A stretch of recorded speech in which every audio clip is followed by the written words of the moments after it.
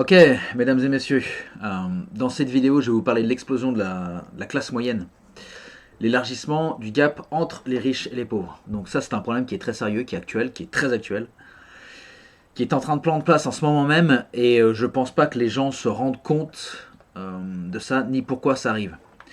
Donc l'écart de richesse est en train de s'accélérer, et la vérité, c'est que c'est pas de la théorie du complot, de l'alarmisme, c'est juste la réalité en fait. Et surtout en regard de ce qui est en train de se passer avec la dette de la France. Donc avant de parler de solutions et de comment se protéger, on a besoin de comprendre ce qui se passe et la situation actuelle. Bon. La protection de vos actifs, elle commence par le fait d'être conscient de ce qui se passe actuellement, afin de pouvoir trouver des solutions qui sont adaptées, en fait, qui sont adéquates. Bon. Comme vous le savez, en 1971, on a eu la fin de l'étalon or grâce à ce brave Nixon, ce bon vieux Nixon. Donc l'étalon or, le principe c'était d'avoir une convertibilité du dollar en or, ce qui permettait d'avoir une stabilité monétaire. Depuis la fin de cet étalon, les gouvernements successifs ont commencé à faire marcher la planche à billets, ce qui a introduit l'inflation et la perte de valeur de la monnaie. Donc pour information, à cette époque, 61% des Américains étaient considérés de la classe moyenne. Aujourd'hui, on est à 51%. Et la tendance, elle ne montre aucun signe de ralentissement ou d'inversement. C'est quelque chose qui est pareil en France. Vous savez, la paupérisation de la société, ou les gilets jaunes, tout ça, on n'échappe pas à la règle. En fait, la population va bientôt se diviser en deux groupes. Donc on va avoir ceux qui se divisent, qui se débrouillent extrêmement bien, donc ceux qui possèdent, les millionnaires, les milliardaires, et ceux qui détiennent les actifs. Et de l'autre côté du spectre, vous avez une population grandissante de personnes qui luttent et qui vont lutter de plus en plus, vivant d'un salaire à un autre, s'ils ne sont pas à découvert le 5 du mois, comme nos chers gilets jaunes, et en fait avec très peu de chances de s'en tirer financièrement, concrètement. Donc maintenant, essayons de comprendre pourquoi cela arrive. Donc ça, c'est en train de se passer principalement à cause de l'inflation. La dévaluation de la monnaie et des gouvernements qui utilisent la dette pour éponger leurs déficits. Donc dans un monde idéal, où il n'y aurait pas ce genre de problème, où l'argent serait distribué de manière plus équitable, les travailleurs auraient leur juste part, et tout le monde pourrait vivre. Donc parfois modestement, mais vivre dignement quand même. Mais comme vous le savez, c'est pas tellement comme ça que le système fonctionne en fait. C'est pas le monde dans lequel on vit. Donc en fait, l'argent quand il est créé, il termine dans les poches des institutions financières, des élites, etc., etc. C'est la manière dont le système a été structuré et il a même été conçu. Et je peux vous assurer que pour ces gens-là, le système fonctionne à merveille. Le but pour eux, c'est qu'à chaque fois qu'on fait marcher la planche à billets, l'argent passe quelque part, en haut de la pyramide alimentaire, et ce sont ceux qui sont plus proches du robinet qui en profitent. Vous voyez, c'est ce qu'on appelle l'effet cantillon. Donc ça, c'est ce qui fait monter le prix des actifs, donc la bourse, les obligations, l'immobilier, les entreprises, les cryptos. Et comme les salaires ne montent pas, les salariés et l'essentiel de la classe moyenne ne font que subir cela.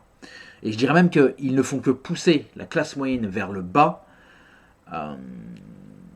Ils font que pousser la classe moyenne vers le bas avec l'inflation et la dévaluation de la monnaie. Donc, le prix de consommation, les prix de consommation ne font qu'augmenter d'ailleurs, l'essence, le diesel, la baguette de pain, l'électricité, les loyers, etc. Donc, en fait, c'est très simple. Le système est conçu pour faire que les riches s'enrichissent et ceux qui n'en font pas partie subissent cela. Et c'est ça la situation actuelle. Donc pour ceux qui sont déjà dans la classe populaire, la situation, ça me fait mal de le dire, mais elle va faire que s'empirer. Et c'est pour ça que beaucoup de personnes utilisent des prêts à la consommation, et ce faisant, ils s'enfoncent dans un trou de plus en plus profond. Ils creusent leur tombe en fait.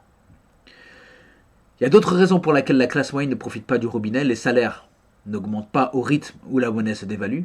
La mondialisation qui a conduit à exporter les emplois et les industries hors de nos frontières pour gagner en productivité économique. Et maintenant, il y a une autre menace qui arrive et qui va faire peser très lourd, c'est l'intelligence artificielle et la robotique. Donc ils vont encore accentuer les choses, ça va encore accélérer les choses. Et cette fois, ils vont s'attaquer au col blanc qui se croyait intouchable.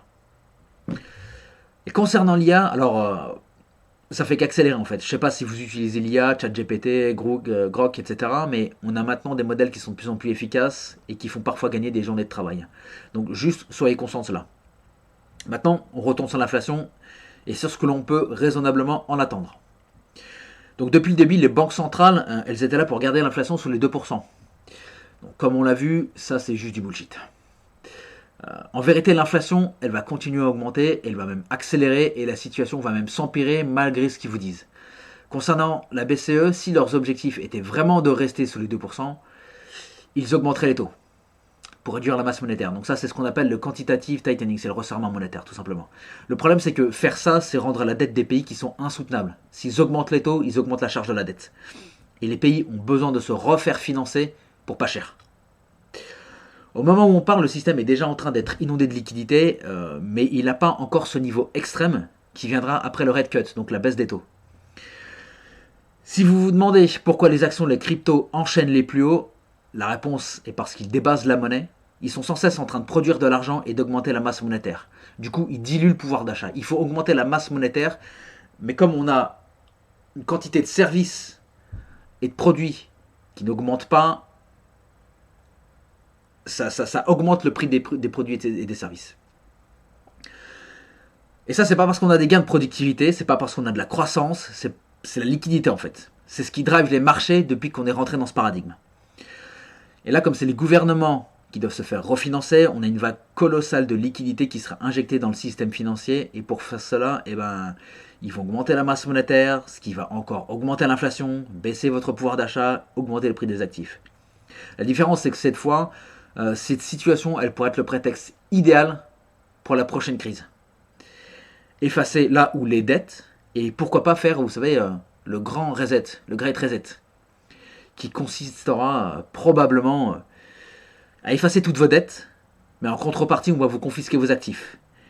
Et ce faisant, on va vous rendre dépendant de leur système.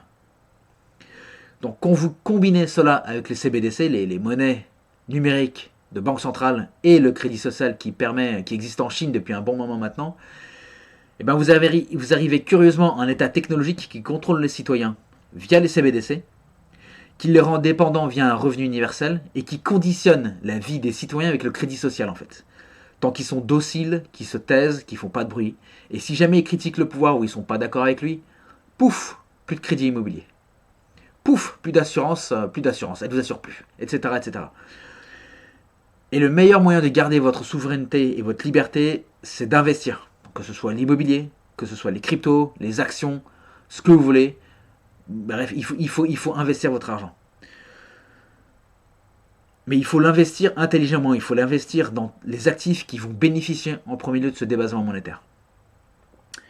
Donc, c'est tout ce que j'avais à dire. Si vous avez des questions, vous n'hésitez pas, la chaîne est encore toute petite, donc je peux prendre le luxe de répondre indépendamment à vos questions. Et puis, je vous dis à une prochaine fois.